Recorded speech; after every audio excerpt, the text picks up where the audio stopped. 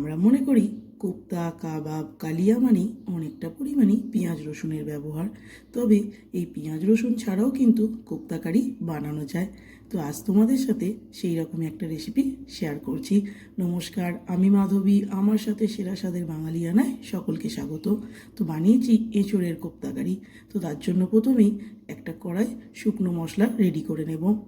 তো এর জন্য 1 চামচ ধনে, 1 চামচ জিরে, 1/2 চামচ মৌরি, একটু দারচিনি, ছোটো এলাচ শুকনো খোলায় রোস্ট করে গুঁড়ো করে নিয়েছি।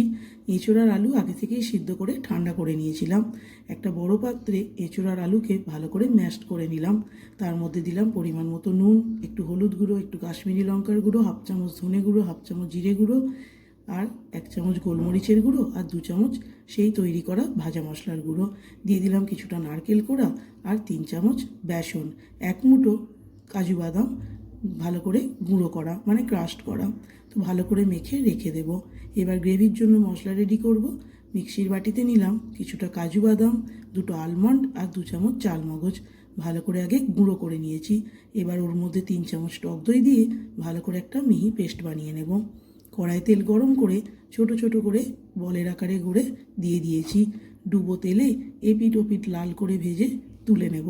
সব কোপ্তাগুলোকে আগে ভেজে তুলে নেব। আপনাদের যদি আমার রান্নাগুলো ভালো লেগে থাকে তাহলে অবশ্যই চ্যানেলটিকে সাবস্ক্রাইব করে পাশে থাকবেন। তাহলে নতুন ভিডিও আপলোড করলেই তার নোটিফিকেশান আপনাদের কাছে পৌঁছে যাবে। এবার তেল কমিয়ে কড়ার মধ্যে দিয়ে দিলাম একটু দারচিনি, ছোটো এলাচ, অল্প একটু আদা আর টমেটো।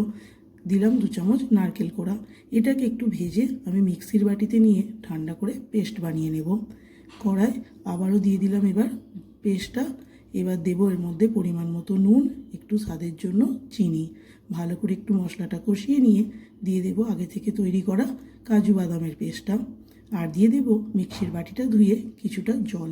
ঝোল ফুটে গেলেই দিয়েছি ওর মধ্যে একটু কাসুরি মেথি। ঝোল ভালো করে ফুটে গেলেই ছেড়ে দেবো কোপ্তাগুলো। ওপর থেকে একটু ঘি আর গরম মশলার গুঁড়ো ছড়িয়ে নামিয়ে নিলেই তৈরি এঁচোড়ের কোপ্তা কারি।